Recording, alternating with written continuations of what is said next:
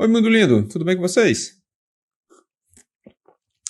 Bem-vindos a mais um vídeo, eu sou o André, este é o Caverna Dev, o seu canal favorito sobre linguagem Python em idioma PTBR. Se você está chegando por aqui agora, você está bem atrasado para a festinha. Esse já é, na verdade, o último vídeo da nossa playlist Python Iniciante, uma sequência com mais de 20 muitos vídeos feitos pensando para você que ainda está começando na linguagem. Se esse for o seu caso, eu recomendo muito que você assista todos os vídeos dessa playlist, porque são horas e horas de conteúdo gratuito exclusivamente no YouTube para você. E neste vídeo de encerramento da nossa querida playlist, nós vamos falar sobre um tema que foi tópico aqui em diversos momentos, mas que a gente nunca se aprofundou de verdade, porque é um tanto quanto complexo. Na verdade, esse vídeo eu sequer pretendia originalmente tê-lo dentro da playlist como parte do conteúdo dela.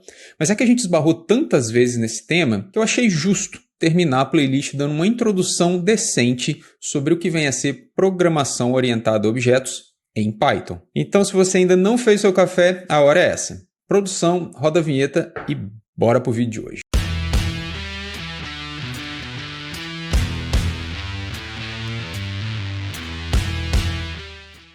Simbora então? Como eu ia dizendo, nesse vídeo a minha intenção é te dar uma introdução decente sobre programação orientada a objetos em Python. Basicamente, então, eu quero abordar 5 coisas. A primeira seria o conceito e a diferença entre classe e instância. Em cima desse conceito, a gente parte para, então, diferenciar o que é atributo de classe de atributo de instância. Em terceiro lugar, herança. Depois, composição, que é algo bem facinho de entender. E, por último, como implementar de forma pythônica os métodos getters and setters, que são funções, métodos declarados dentro da sua classe para obter ou atribuir valores aos seus atributos de instância. Não é pouca coisa, né?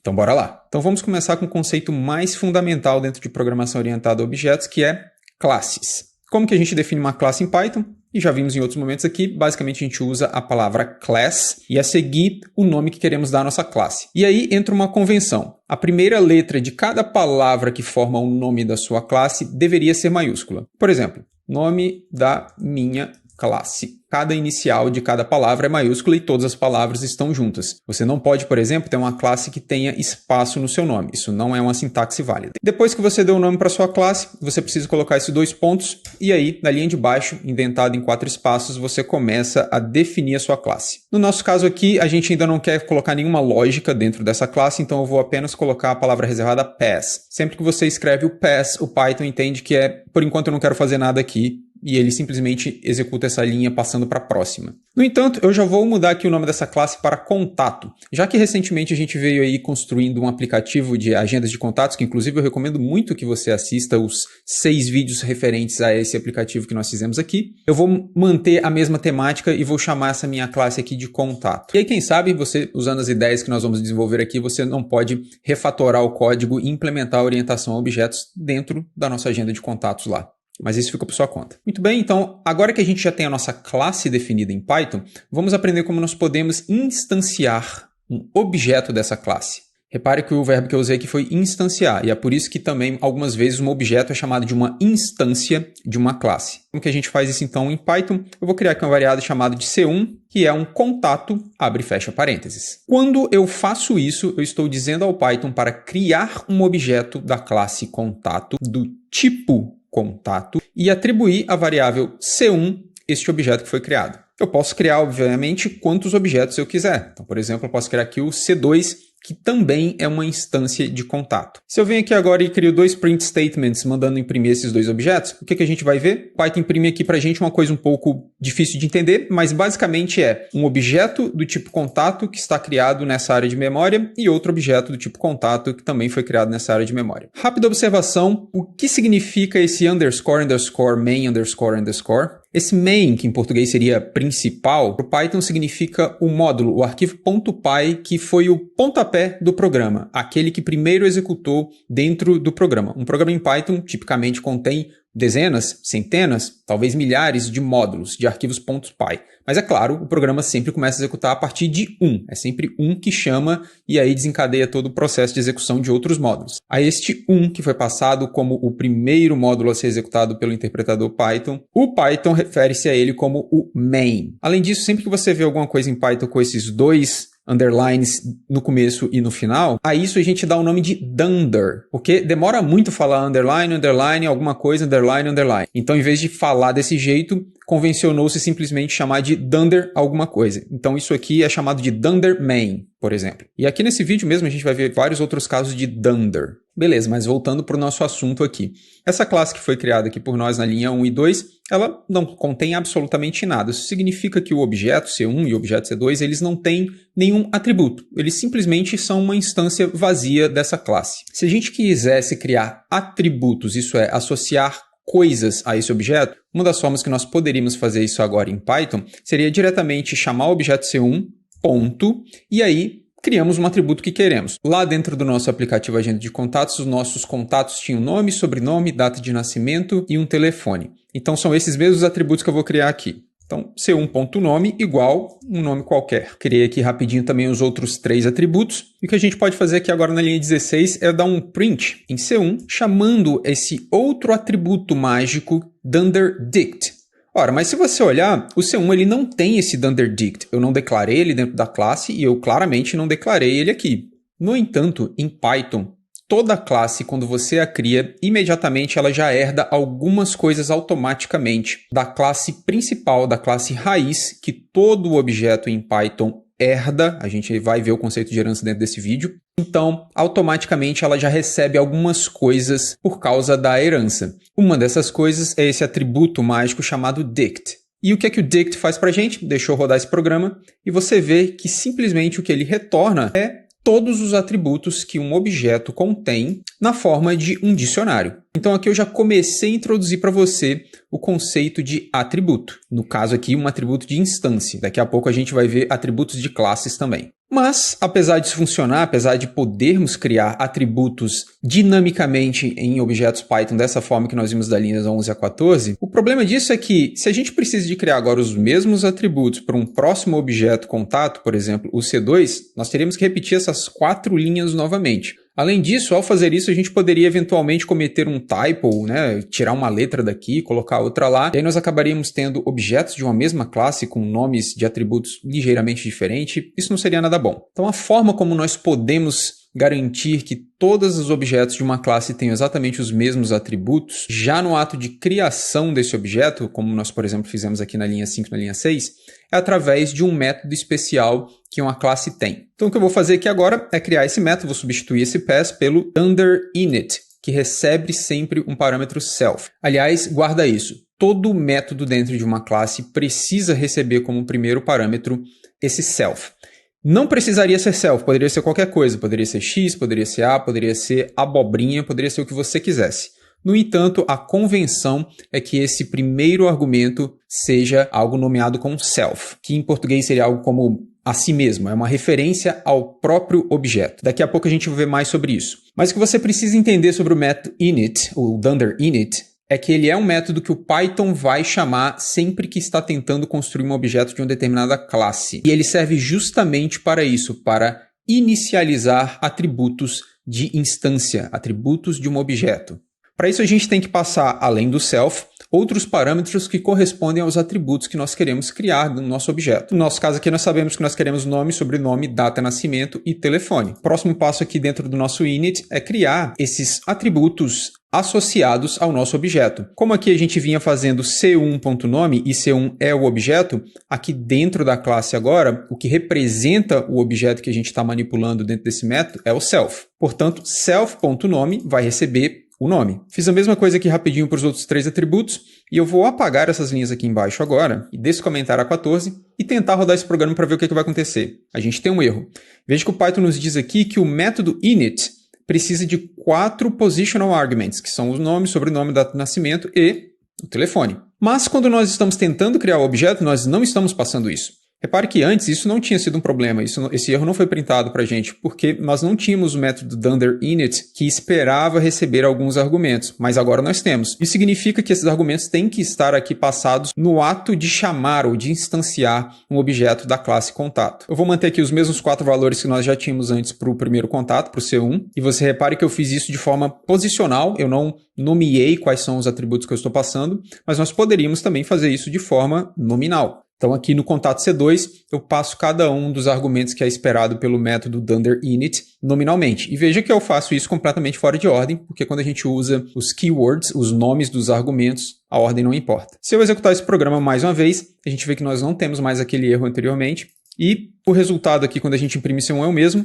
Se eu imprimir a mesma coisa para o C2 e rodar o programa de novo, a gente vê que o mesmo funciona legal também aqui para o nosso contato C2. Mas ainda tem uma coisa me incomodando aqui, que é sempre que a gente manda imprimir o objeto C1 e o C2, nós não temos nenhuma informação real boa. Como que nós podemos customizar esse comportamento do Python quando nós mandamos imprimir um objeto diretamente? Bom, para isso existe um outro método mágico que todo objeto dentro de Python também tem por default, porque herda isso da classe objeto, chamado dunderstr, que também recebe o self. De novo, todo método tem que receber como primeiro parâmetro o self. Esse método dunderstr é justamente o que é chamado pelo Python sempre que você está tentando converter um objeto, qualquer que seja, de qualquer tipo, de qualquer classe, para string. E é exatamente isso que acontece quando você manda imprimir um objeto. O Python entende que ele tem que fazer essa conversão daquele objeto para uma string e printar essa string na tela. Acontece que, por default, se você nunca mudar esse método, o que a classe objeto declara, o que ela implementa, é simplesmente isso. Dizer em qual módulo e qual a classe daquele objeto e onde ele foi instanciado.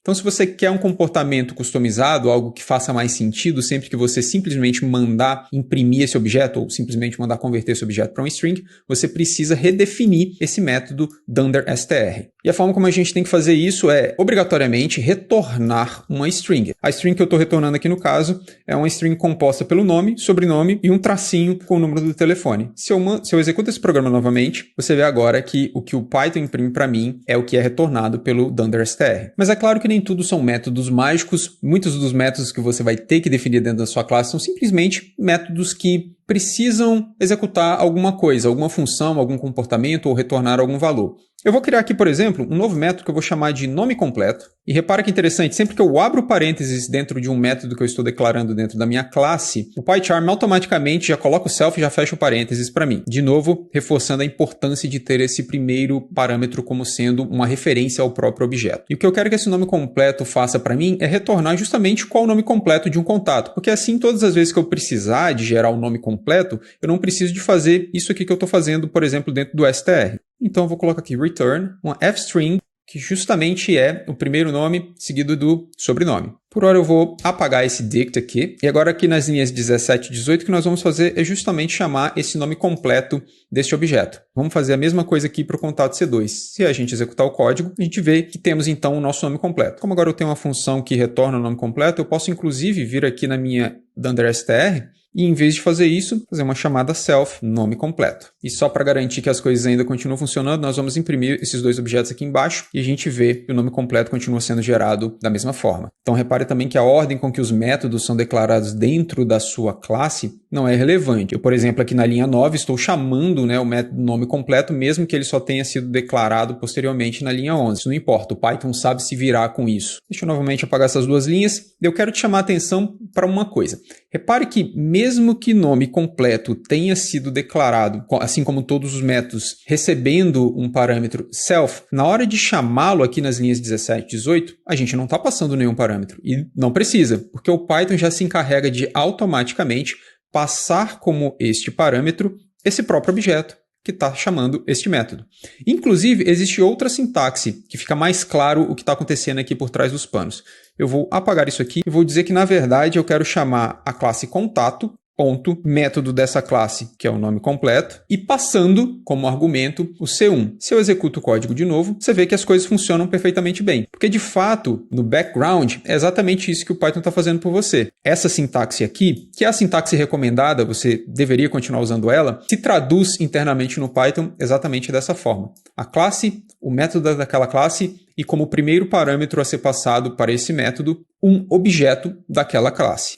Quando você faz isso assim, que é muito menor, muito mais conciso, muito mais fácil de ler, o Python já faz isso automaticamente para você. E só para reforçar essa ideia aqui, deixa eu apagar esse self de nome completo e tentar executar o código, e você vê que o erro que o Python te dá é que no nome completo, ele não recebe nenhum positional argument, ou seja, para o Python, já que você não colocou o self aqui, esse método não espera receber nada. No entanto, o erro que ele printa aqui embaixo é dizendo que um argumento foi passado. Mesmo ele esperando 0, você passou 1. Claramente, nós não passamos nenhum argumento aqui dentro na chamada do método, mas como nós acabamos de ver, esse argumento de fato é o próprio C1, que está sendo passado automaticamente. Então, resumindo o que a gente viu até aqui. Uma classe define-se através da palavra reservada class, dando a ela um nome, e dentro dessa classe nós declaramos métodos que vão implementar alguns comportamentos, algumas funções. Alguns desses métodos são métodos chamados mágicos, porque eles são automaticamente invocados pelo Python em determinadas circunstâncias. Tipicamente, esses métodos são declarados com um dunder. Então, por exemplo, o dunder init é o construtor da classe para a gente, ele inicializa a classe para a gente. O str é chamado sempre que o Python quer converter um objeto, uma instância daquela classe para string. E, é claro, você pode definir os seus próprios métodos que implementam outras funcionalidades. Por exemplo, lembra dos validadores que nós fizemos lá para os campos do nosso contato? Isso com certeza virariam métodos dentro da nossa classe contato responsáveis por validar cada um desses parâmetros aqui durante a inicialização. Então, isso é a classe, que pode ser entendida então como se fosse o blueprint, uma planta baixa que define como um objeto tem que ser construído e como ele vai se comportar, quais são os comportamentos permitidos para aquele objeto. O objeto em si é uma instância daquela classe. Ele, de fato, implementa alguma coisa segundo as definições que estão lá colocadas dentro da classe. Eu gosto muito de pensar na questão da planta baixa, que um arquiteto, um engenheiro faz para uma casa, e na casa em si. Com uma planta baixa, você pode construir a mesma casa dezenas, centenas, milhares de vezes. Pode construir um bairro inteiro de casas exatamente iguais. Cada uma delas, no entanto, pode ter coisinhas diferentes uma da outra. A cor da porta, a cor da fachada, o tamanho da janela. Talvez uma vai ter uma chaminé, enquanto a outra não. Talvez uma vai usar telha Eternit, a outra telha de barro. Mas a planta que define aquelas casas, aonde a porta vai estar, onde a janela vai estar, qual o tamanho, quais as dimensões, ainda é exatamente a mesma. Cada uma daquelas casas é uma instância diferente daquela planta. Essa analogia, para mim, ela é muito útil sempre que eu estou tentando pensar em classe, que seria a planta, e objeto ou instância, que seriam as casas. Antes de continuar, só uma pequena observação. Eu estou aqui dentro da intro.oop, que seria a sigla de Programação Orientada a Objetos em inglês, um arquivo novo que eu criei, intro.py, ok? Mas eu vou fechar agora essa parte aqui para não ficar ocupando tela. Ok, além dos conceitos de classe e instância, que eu acredito que agora estão bem explicados, nós também já demos aqui uma boa introduzida no conceito de atributo, mas vamos formalizar isso um pouquinho melhor. Existem dois tipos de atributos. O que nós vimos até agora são os considerados atributos de instância, ou atributos do objeto, que também podem ser chamados de variáveis, né? Então, variáveis de instância ou variáveis de objeto. São basicamente todas essas coisas que nós associamos ao nosso objeto. A forma mais comum de se fazer isso é através do método init, como nós já vimos aqui, mas o Python permite que você faça também a criação, né? Coloque novos atributos dentro de um objeto de uma forma muito dinâmica. Por exemplo, eu posso vir aqui e colocar C1, novo atributo, igual a 1, por exemplo. E agora eu posso printar esse novo atributo que eu acabei de criar. Se eu executar esse programa de novo, a gente vê que sim, ele é impresso aqui pelo Python normalmente. Mas muito bem, tudo isso que a gente viu até agora, como eu já disse, são atributos de objeto. O que isso quer dizer? Apesar do fato de que C1 tem um nome e o C2 também, e se eu criasse aqui outros objetos da classe contato, todos eles teriam esses atributos, obviamente, o valor associado a cada um desses atributos em cada um desses objetos pode ser diferente. Mas, eventualmente, uma classe que você está desenvolvendo precisa que todos os objetos que ela instancia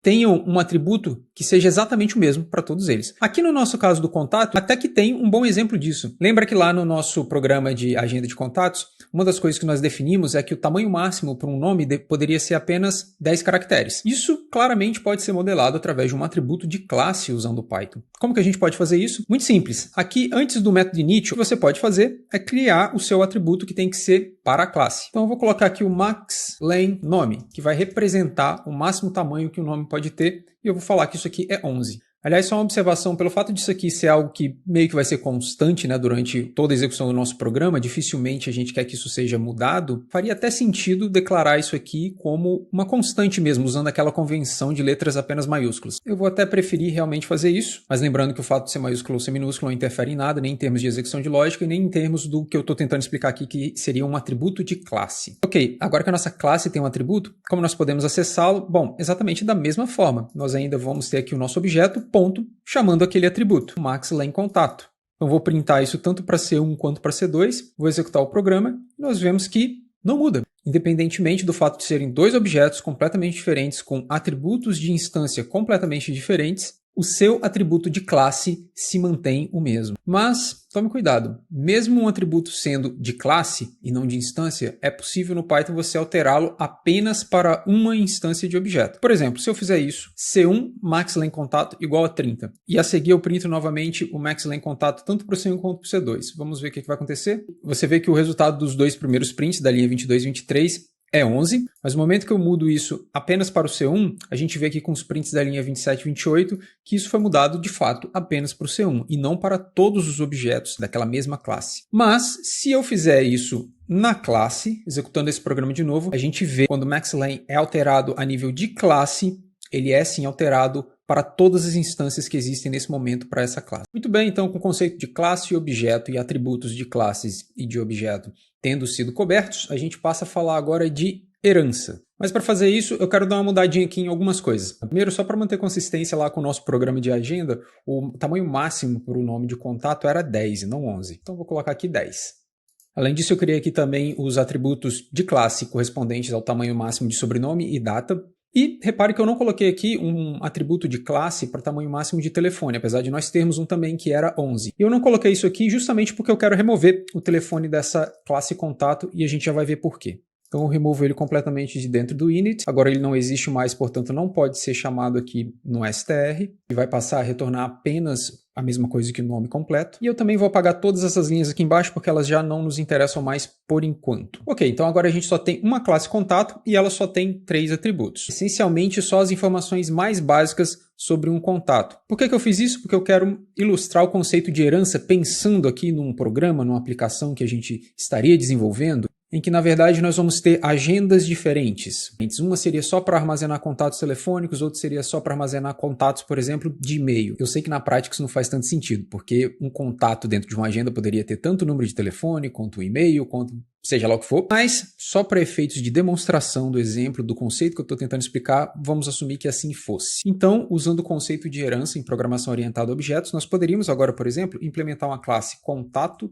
telefônico, que vai ser uma especialização, uma filha da classe contato. É assim que nós definimos uma relação de herança entre uma classe filha, nesse caso contato telefônico, e uma classe pai ou uma classe mãe, neste caso a contato. Da mesma forma a gente precisa de dois pontos aqui, e aí dentro da nossa classe a gente começa a definir os nossos métodos, atributos, etc. Exatamente da mesma forma como já tínhamos feito anteriormente para contato. Pequena observação, repare que aqui eu estou explicitando, deixando muito claro que a contato telefônico é uma filha de contato. Mas aqui em contato eu não fiz a mesma coisa com aquela classe raiz, aquela que eu disse que é a mãe de todas as classes, a object. Mas eu poderia sim ter feito isso. De fato, você poderia vir aqui e escrever object. E as coisas vão funcionar exatamente da mesma forma. O ponto é, como o Python sabe que tudo herda objeto se não herdar nem outra coisa, você pode tranquilamente omitir isso aqui e tá tudo bem. Mas voltando aqui para a nossa classe contato, mais uma vez eu quero colocar aquela palavrinha reservada pass e vou criar agora a C1 como sendo um contato telefônico. Vou abrir e fechar parênteses e vou tentar executar esse código. Repare que de novo a gente tem um erro e o Python fala que a gente precisa de 3 parâmetros aqui, que é o nome, o sobrenome e o data de nascimento. Mas é claro que esses parâmetros não foram declarados aqui dentro da nossa contato telefônico. Então por que o Python está reclamando disso?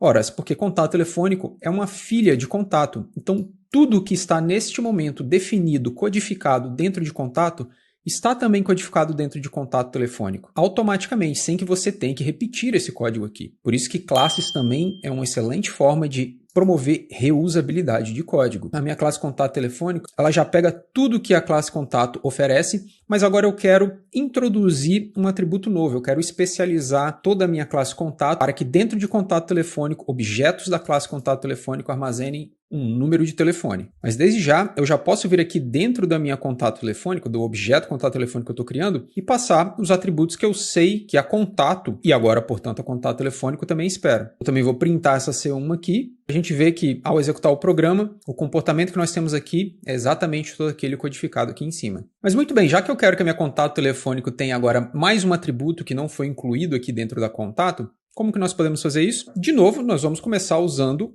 o método init, que agora precisa esperar como parâmetros de inicialização os mesmos parâmetros que a contato esperava, então eu tenho que defini-los aqui, mas ele também quer um parâmetro adicional agora, que seria o telefone. A primeira coisa então que a gente tem que fazer aqui dentro do método init é justamente garantir que ele vai invocar a mesma lógica que estava já codificada aqui dentro. Isso é importante fazer porque quando você define um método na classe filha que também já existia na classe pai, e é o caso aqui, o que você está fazendo é essencialmente sobrescrever um método. Isso é, se eu simplesmente viesse aqui e aceitasse só o telefone e setasse dentro da contato telefônico só esse telefone, essencialmente eu perderia toda essa lógica aqui. Para eu reaproveitar uma lógica que já está definida dentro de um método declarado dentro da classe pai, agora na classe filha, ao sobrescrever o método, isso é, ao recriar o método dentro da classe filha, eu preciso também de chamar super, que vai fazer então essa referência à superclasse, à classe pai, chamando então o método que está lá na classe pai, passando os parâmetros que esse método espera, que no caso aqui nós sabemos ser o nome, sobrenome e data de nascimento. A seguir, eu implemento então a lógica que é particular à minha classe ou aos meus objetos, né, contato telefônico, que vai ser self.telefone igual ao telefone. Repare que se eu tentar rodar esse código agora, o Python printa de novo um erro, mas agora ele diz que tem um argumento que ele está esperando aqui no contato telefônico que não foi passado, que é justamente esse telefone. É claro que agora a gente tem que passar esse argumento aqui, tá lá, e aí sim o nosso código volta a funcionar perfeitamente bem. E aí, agora sim, aqui dentro desse contato telefônico faz sentido, por exemplo, criar uma maxlen telefone sendo igual a 11. E aqui nas linhas 32 e 33, agora eu vou imprimir o C1 dict e o C1 com seus atributos de classe, cada um deles, todos os 4 deles. Se a gente executa esse código, esse é o resultado que nós temos. Olha como que isso é muito poderoso, esse conceito de herança. Com pouquíssimo código dentro de uma nova classe, eu consegui implementar um objeto completamente diferente, de outro tipo, que estende, especializa, adiciona mais funcionalidade ou mais atributos a uma classe já existente. Então, se eu precisasse, por exemplo, desenvolver agora um tipo de contato específico para números de celular, um tipo de contato específico para e-mails, um tipo de contato que guarda especificamente redes sociais, tudo isso seria muito facilmente desenvolvível com pouquíssimo código e pouquíssimo ajuste, baseado em todo esse código aqui que eu digitei e criei apenas uma vez. Eu criei agora uma outra classe, contato e-mail, que vai ser especificamente para guardar e-mails, contatos para e-mails. A ideia é exatamente a mesma, a única diferença é que agora, em vez de estar recebendo um telefone aqui, ela recebe um e-mail, e é claro, neste caso, eu vou criar aqui um maxlen e-mail que permite até 50 caracteres. Whatever. Vou apagar essas linhas porque elas não interessam mais e vou criar um C2, que agora sim vai ser um contato e-mail, e aí eu passo esses parâmetros aqui de inicialização do meu objeto, reparando mais uma vez que agora a gente tem que formar um e-mail. Vamos printar aqui então essa C1 e essa C2. Ok, resultado esperado, porque tanto contato e-mail, que é C2, quanto contato telefônico, que é C1, elas são classes filhas da contato. Então, portanto, o método str que está sendo invocado quando a gente manda printar aqui, vem lá da contato. Ok, mas chegou uma nova demanda agora para o nosso departamento e o cliente que consome essa aplicação, ele diz que tudo bem, para contato telefônico ele está satisfeito que a representação em string de um objeto dessa classe seja nome e sobrenome, mas para contato e-mail, por algum motivo, isso não é mais válido. E ele precisa que agora objetos da classe contato e e-mail imprimam, na verdade, o sobrenome, vírgula, o e-mail. Como que a gente pode fazer isso? Muito simples, é óbvio, sobrescrevendo esse método. Então a gente vai redefinir o str dentro da contato e e-mail. E repara que agora não faz sentido nenhum eu tentar chamar o método da superclasse, como foi feito aqui no init. Por quê? Porque a lógica que eu quero implementar aqui dentro desse nova str que eu estou sobrescrevendo na minha contato e-mail é completamente diferente do que a contato oferece para mim. O que a gente quer aqui agora é o sobrenome, vírgula, e-mail. Se nós executarmos de novo, você vê que o Python é suficientemente inteligente para saber que, opa, já que agora você está chamando o método str, porque você está tentando printar esse objeto, para um objeto que tem o seu próprio método str definido dentro de sua classe, eu ignoro completamente isso aqui. Isso aqui já não existe mais para mim. Isso é chamado de MRO, Method Resolution Order, que é um conceito bem importante que você tem que entender. Tudo que você tenta chamar de um objeto, seja um atributo ou um método, o Python vai tentar resolver, vai fazer uma resolução da onde está aquilo baseado na herança. Isso é, em tudo aquilo que está entre o objeto ou a classe que define o seu objeto, subindo até a classe Object, que é a classe mãe, a classe raiz de todo mundo. Por exemplo, aqui a gente tem a nossa contato e-mail, que é uma filha de contato, que é uma filha de object. Então aqui nós estamos só 2 níveis abaixo de object, mas essencialmente a gente poderia estar 10, 100, 50, 1000 níveis abaixo da classe object. Então sempre que nós chamamos qualquer método ou qualquer atributo de um objeto da nossa classe, o Python vai tentar subir para o próximo nível para tentar achar aquilo que você está chamando. Vou te mostrar aqui uma função muito útil que vai te ajudar a entender isso, que é a função help. Por exemplo, se eu fizer print help da C2, comentar essas 2 linhas aqui, e executar o código, você vê que o Python imprime aqui para a gente um texto, né, com várias informações sobre o nosso objeto ou sobre a classe que define o nosso objeto, a contato e-mail. Ele mostra aqui, por exemplo, quais são os atributos que ela espera receber, e ele mostra isso aqui, que é disso que eu estou falando, o Method Resolution Order. É nessa ordem aqui que o Python vai procurar os atributos, os métodos, seja lá o que você chamar, sempre que você estiver lidando com um objeto da classe contato e-mail. Você vê então que ele começa olhando, claro, para a própria classe. Aqui é a precedência maior, o que quer que existe definido aqui, ele nem tenta subir para o próximo nível. Caso o que você chamou não esteja definido aqui, ele vai para o próximo nível e olha o que está lá. Se ele achou aqui, beleza, acabou aí. Se não, ele tem que subir mais um nível e ir para Object. Voltando aqui para o nosso código, comentando a help e descomentando isso aqui, é por isso, por exemplo, que quando a gente usa .dict, seja na C1 ou seja na C2, Python consegue resolver e imprimir para a gente algum resultado. Porque lembra lá do output da help? Dentro da nossa contato e-mail, por exemplo, obviamente não existe nenhum dunderDict definido. Então, ele vai para o próximo nível, que é a contato, onde ele olha e vê que também não tem nenhum underDict definido. Então ele tem que ir para o próximo nível, que é a object. E lá sim existe uma underDict definida. E é baseado naquele código que ele então produz esse resultado na tela. Já quando nós simplesmente passamos o objeto como o próprio parâmetro da função print, o que significa que o Python vai chamar o método dunderstr, para C1 ele olha aqui dentro da contato telefônico, não existe dunderstr definido, então deixa eu subir para o próximo nível. Quem é o próximo nível? É a classe que ela herda, que é a contato. Opa, aqui a gente tem o dunderstr definido, então é este método que eu vou usar. Eu não vou olhar lá para a classe object de novo. Já com a C2, no primeiro nível, na primeira tentativa de resolução, ele já encontra aqui a dunderstr, e é esse método que ele vai usar para resolver o que ele precisa de resolver no momento. E assim, você acabou de aprender o conceito de herança dentro de programação orientada a objetos em Python. Mas antes da gente partir para o próximo assunto, que vai ser composição, eu quero só te mostrar um macete aqui. Quando nós definimos as classes contato telefônico e a contato e-mail, veja que nós precisamos de definir dentro aqui dos métodos de inicialização, o dunderInit delas, todos os parâmetros que também seriam esperados pela sua superclasse, que é a contato. Tudo bem, isso funciona, aliás, não tem nada de errado com isso, mas o Python te oferece um macetinho que torna as coisas um pouco mais fáceis. Eu vou apenas te mostrar, mas eu não vou entrar em detalhes. Se você quiser dar uma pesquisada e se aprofunda um pouco melhor nisso. Mas basicamente, em vez de a gente ter feito isso, o que poderíamos ter feito é o seguinte. Primeiro eu vou apagar todos esses parâmetros que são esperados pela superclasse e vou deixar apenas o que é esperado pela minha classe. A seguir, depois dele, tem que ser depois, eu vou colocar um asterisco e dar um nome de args, e depois 2 e o nome quargs. Esse nome args e quargs, na verdade, poderia ser qualquer coisa, você escolhe, mas também é uma convenção de usar exatamente esses nomes. Então, vamos seguir a convenção, né? Vai ser melhor para você e para todo mundo que lê o seu código. Agora, aqui, quando nós estamos chamando a superclasse, o init lá da superclasse, como nós não temos mais esses parâmetros nominalmente, o que você tem que fazer? A mesma coisa, args, quargs. Ou seja lá qual for o nome que você deu, espero que tenha sido a convenção. Fiz agora a mesma coisa rapidinho aqui na contato e-mail e coloquei aqui 2 print statements para os objetos C1 e C2 e eu vou executar o programa só para você ver que tudo funciona perfeitamente bem. Então isso é só um macete que o Python te oferece para você não ter que redigitar todos os argumentos que já são esperados pela superclasse. Como eu disse, eu não pretendo me aprofundar aqui nesse assunto, porque não tem nada a ver especificamente com programação orientada a objetos, mas de forma muito simplificada, o que isso está permitindo a gente fazer é coletar todos os parâmetros que foram passados nominalmente ou posicionalmente, e aí a gente só passa isso para frente depois quando chama aqui a init. A gente está pronto agora para ver o conceito de composição, que na verdade é algo muito simples, não tem dificuldade nenhuma. Para começar, eu vou apagar tudo isso que a gente fez aqui, a classe contato e-mail, telefônico, tchau.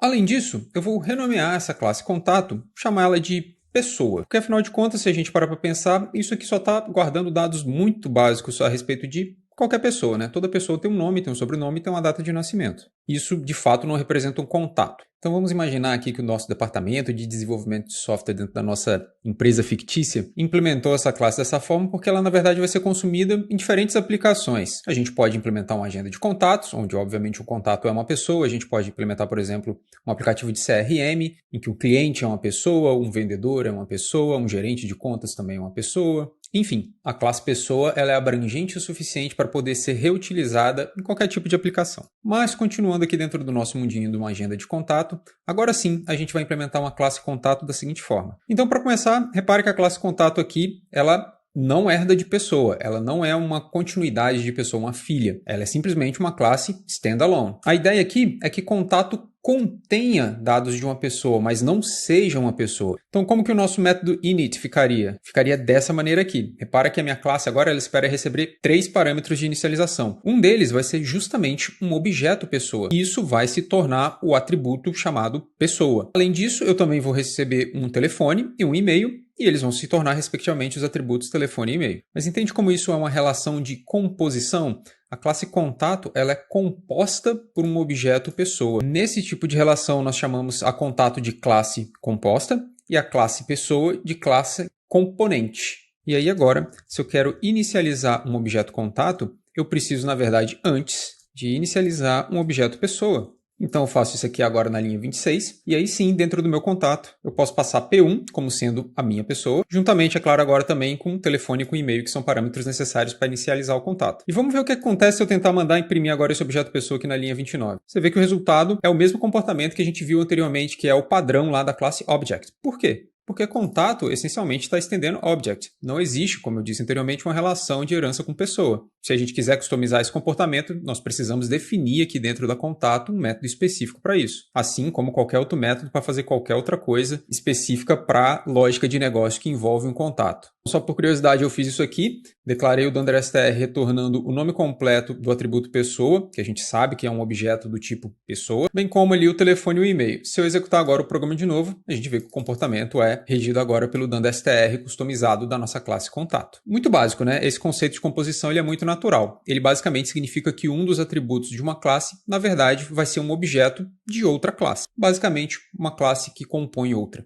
E antes que a gente entre aqui na última parte do vídeo para falar sobre métodos, eu tenho um último comentário a fazer sobre atributos. Você deve ter percebido, todas as vezes que eu estou no método init, eu tenho feito questão de usar o mesmo nome do atributo para o nome que é passado como parâmetro para o método. O mesmo acontece também aqui na classe pessoa e o mesmo também acontecia nas classes que nós tínhamos aqui anteriormente. E talvez você esteja se perguntando se isso é um requisito, se tem que ser assim. E a resposta é não, isso não é uma obrigatoriedade. Você pode nomear tanto os seus atributos como os parâmetros que o seu método init espera da maneira que você quiser. No entanto, é uma boa prática manter esses nomes sim iguais, porque aí você cria esse padrão de repetição e depois você não tem que ficar pensando que atributo se associa a qual parâmetro. Agora sim, bora falar um pouco mais sobre métodos. Para isso a gente vai concentrar nossas atenções aqui na classe pessoa. Então aqui embaixo eu vou ficar só com esse objeto pessoa instanciado e eu também vou esconder aqui a classe contato para não ficar ocupando a tela. Se você já vem de alguma experiência com programação orientada em objetos com outras linguagens, você deve saber que não é nada incomum que as classes disponibilizem dentro de si métodos que são chamados de getters e setters. Então qual que é a ideia? Cada atributo de uma classe ele teria associado a ele um método getter, responsável por, sempre que esse método for chamado, obter o valor do atributo e retornar, e também um método setter, que seria responsável por, sempre que alguém quiser alterar um valor do atributo, em vez de fazer essa alteração diretamente no atributo, uma chamada é feita ao método setter, passando o valor que você deseja que aquele atributo tenha. O método setter, então, cuida de toda a lógica de, seja validação ou cálculo baseado naquele atributo, do que teria que ser realmente o valor a ser colocado dentro do atributo. Então, a ideia é que um atributo, ele nunca ou raramente seria diretamente acessado, ou, como se diz, publicamente acessado. Em vez disso, o código que tenta acessar um atributo, seja para colocar um valor ou para obter o valor que está nele, sempre deve fazer referência aos métodos getters e setters. No entanto, em Python, todos os atributos e métodos de uma classe sempre são públicos. Guarda isso porque isso é importante. Isso quer dizer, por exemplo, que sempre que a gente quer acessar o atributo nome de uma classe pessoa, a única coisa que a gente tem que fazer é objeto.nome. E isso aqui retorna o atributo nome para a gente. Da mesma forma, se nós gostaríamos de alterar o atributo nome, a única coisa que nós precisaríamos fazer é p1.nome igual alguma coisa. E isso aqui alteraria o atributo nome para a gente, para o valor alguma coisa. Em muitas linguagens de programação isso é considerado um crime, mas em Python isso é considerado bom e desejável. Se você vem de outra linguagem, eu sei que isso pode ser difícil de aceitar, mas é assim que o Python funciona, é assim que ele tem funcionado desde os seus primórdios. Faz parte de uma daquelas coisas que está impregnada na cultura de uma linguagem. Toda linguagem tem um pouco disso, o Python não é diferente. No entanto, a gente tem que reconhecer, ter essa possibilidade de realizar uma determinada lógica em cima de um valor antes de, por exemplo, associá-lo a um atributo, é algo bem interessante. Por exemplo, no nosso caso aqui da classe pessoa, a gente tem vontade de estabelecer aqui uma regra de que nome, sobrenome, data de nascimento nunca seja maior do que as suas respectivas atributos de classe. Mas aqui na linha 32, se eu executasse esse código, essa nova string que eu associei ao atributo nome claramente tem mais do que 10 caracteres. Então eu estaria quebrando aqui uma regra de negócio da minha classe pessoa. Então como que a gente pode criar métodos getters e setters em Python de forma que os nossos atributos continuem podendo ser acessados e atribuídos valores a eles, assim como a gente fez aqui na linha 32 e 33, sem que o programador seja forçado a usar explicitamente um método getter e um método setter, mas, ao mesmo tempo, usando, sim, internamente um método getter e um método setter. É isso que a gente vai ver agora. Antes de fazer qualquer coisa, deixa eu só mudar o nome desse atributo de classe aqui para ele ficar condizente, né, com o atributo da instância. Então, em vez de maxLaneContato, vamos falar que isso aqui é maxLaneNome. Mas observação, eu vou fazer um getter e um setter apenas para o atributo nome nesse vídeo. Mas é claro, o mesmo raciocínio se aplica a qualquer outro atributo da nossa classe. Então bora começar desenvolvendo um método getter para o nosso atributo nome da classe pessoa. A primeira coisa que você precisa saber é que tanto getters quanto setters em Python precisam de ser desenvolvidos usando o que nós chamamos de decoradores. Especificamente no caso de um getter, a gente está falando do decorador property. Pausa aqui rapidinho. O tema de decoradores é algo relativamente extenso e completamente à parte de programação orientada a objetos. São assuntos totalmente independentes. Então não faz o menor sentido eu tentar me aprofundar nessa questão aqui. A única coisa que você precisa entender no momento é que um decorador ele vai alterar o comportamento de uma função ou de um método que você declara logo após ele. Então no nosso caso aqui, logo após de colocarmos o decorador property, nós queremos definir um método que tem que ser nomeado com o mesmo nome do atributo para o qual nós estamos desenvolvendo esse getter. Já que o nome do nosso atributo é nome, então o nome desse método aqui tem que ser nome. Esse método também precisa de receber o parâmetro self, mas neste caso ele só pode receber o self, não pode ter nenhum outro parâmetro no nosso método getter. E, sendo este um método getter, a única coisa que ele tem que fazer é retornar o nosso atributo. Mas aqui vem um pulo do gato. O que a gente vai retornar, na verdade, é algo ligeiramente diferente. Em vez de retornarmos o próprio atributo, ou seja, self.nome, a gente vai retornar isso aqui, self.underlineNome. Eu já vou te explicar por que daqui a pouco. Mas por hora, vamos ver agora como nós desenvolvemos um método setter para esse mesmo atributo. Da mesma forma, a gente precisa de usar um decorador, mas nesse caso o decorador é ligeiramente diferente. Ele precisa começar primeiro com o nome do atributo novamente, no caso o nosso nome é nome, e logo depois disso, ponto setter, dessa maneira aqui. E imediatamente na linha de baixo, nós também temos que criar um método que também tem que ser nomeado com esse mesmo nome do nosso atributo. Esse método também tem que receber como primeiro parâmetro o self, mas neste caso ele necessariamente precisa receber mais um parâmetro que vai ser, seja lá o que for que a gente quer passar para a nossa validação, para a nossa lógica de negócio, antes que esse valor seja colocado dentro do nosso atributo. No nosso caso aqui, eu vou dar um nome de valor para esse segundo parâmetro. Agora, dentro desse setter, a gente tem que, de fato, implementar uma lógica de negócio que faça sentido para o nosso caso, para o nosso atributo aqui. E o que a gente quer fazer é simplesmente isso, verificar se o tamanho desse argumento valor que foi passado é menor do que o atributo de classe maxLaneNome, que determina qual seria o tamanho máximo para um nome aceitável na nossa classe pessoa. Se sim, novamente, nós vamos atribuir a esse novo atributo underline nome a string que está em valor. Caso contrário, a gente lança um erro qualquer dizendo que o atributo nome não pode ter mais do que o tamanho máximo dele. Agora vamos lá, vamos falar o que vem a ser esse self underline nome. Entenda o que está acontecendo aqui.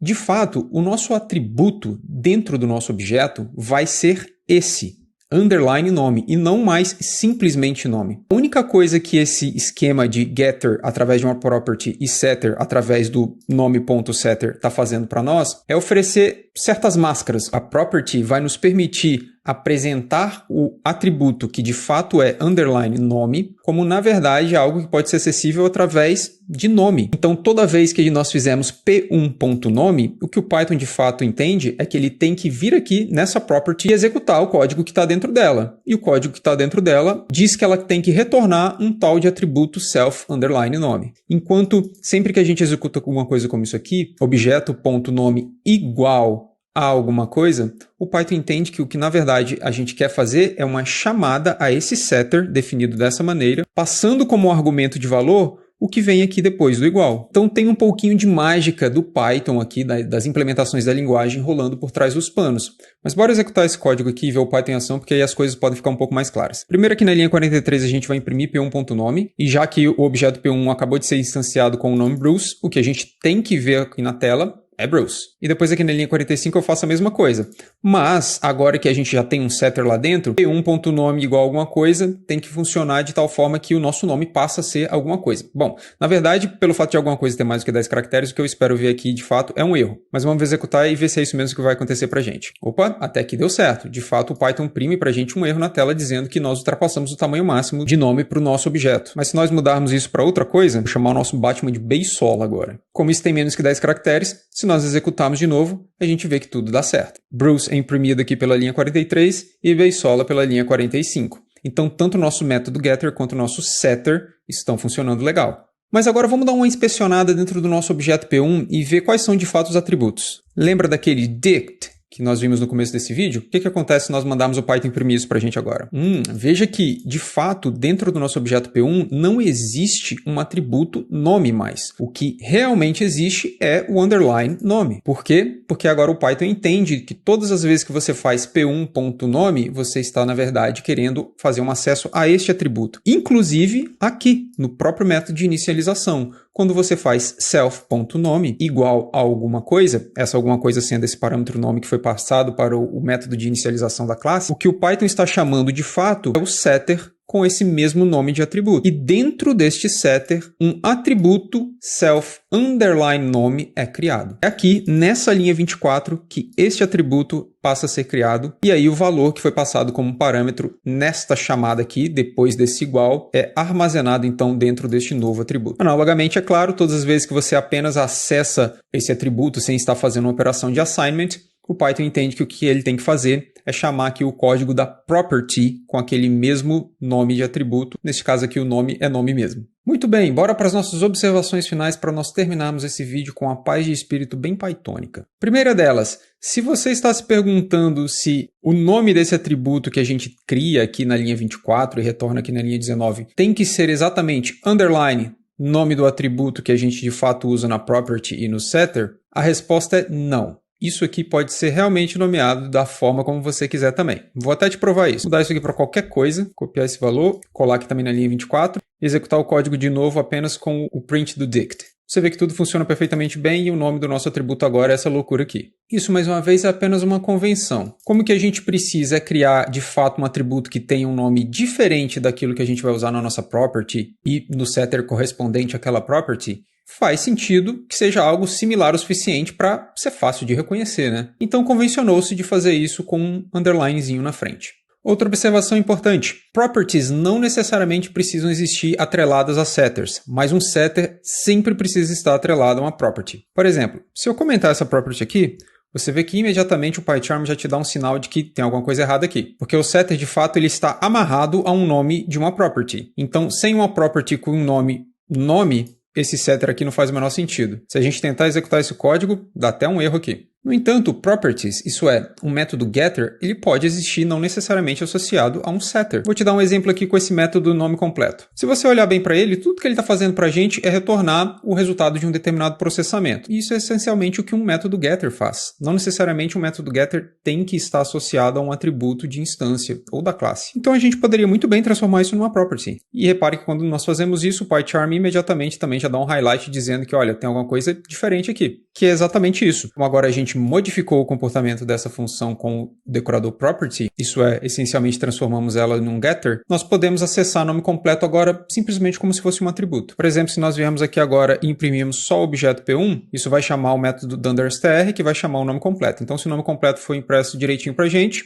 tá lá, funcionou tudo bem. Mas repare que agora nós também deveríamos vir aqui dentro da nossa classe contato e também mudar isso aqui. Até criei aqui novamente o nosso objeto C1 e vou mandar imprimir para você ver que também funciona legal aqui dentro do contato, acessando esse nome completo, simplesmente como nós acessaríamos um atributo de um objeto pessoa. E finalmente eu quero aqui só pincelar dois outros tipos de métodos que também existem. Eu te falei até agora que todo método tem que ter como primeiro parâmetro o self, e de fato tudo que a gente viu sempre recebe aqui como primeiro ou único parâmetro de um método dentro da nossa classe, o self. Mas existem dois outros tipos de métodos que não recebem o self. O primeiro deles seria o class method, que também precisa ser declarado com o decorador class method, e esses métodos são chamados de métodos de classe. E você vê que, em vez do self, o primeiro parâmetro que ele tem que receber é uma referência à classe. Quando eu abri o parênteses aqui, o PyCharm já até escreveu CLS automaticamente para mim. Assim como no caso do self, não precisa ser CLS exatamente. Isso é apenas mais uma das convenções que se estabeleceu aí entre os Pythonistas. O que eu tenho para falar nesse vídeo sobre Class Methods é que eles tipicamente são utilizados para fazer manipulações na própria classe e não em uma instância específica. Um caso bem comum disso é para oferecer o que nós chamamos de Factory Methods. Mas isso aqui já é um tema um pouco mais avançado e a gente não vai falar sobre isso nesse vídeo. Um outro tipo de método que também pode existir numa classe e que também precisa de um decorador para ser definido é o Static Method, ou métodos estáticos. E esse não recebe nenhuma referência ao próprio objeto, que seria o self, ou à classe, que seria o CLS. Tanto é quando eu abro o parênteses aqui, você vê que o PyCharm nem faz nada. Na verdade, o Static Method ele pode receber qualquer quantidade de parâmetros, inclusive nenhum, e ele basicamente define algum pedaço de lógica que pode ser usado tanto dentro quanto fora da classe, sem necessariamente ter que fazer uma manipulação sobre uma instância daquela classe ou sobre a classe em si. E eu não me aprofundei nesses dois tipos de métodos dentro desse vídeo, um porque o vídeo já está bem grande e dois porque realmente os casos de uso deles são um tanto quanto mais limitados. Mas fica a referência aqui para você, caso você tenha curiosidade, dá uma mergulhada aí e pesquise para entender um pouquinho mais sobre esses tipos de métodos e quais os casos de uso mais pertinentes deles. E eu nem acredito, mas esse vídeo chegou ao fim.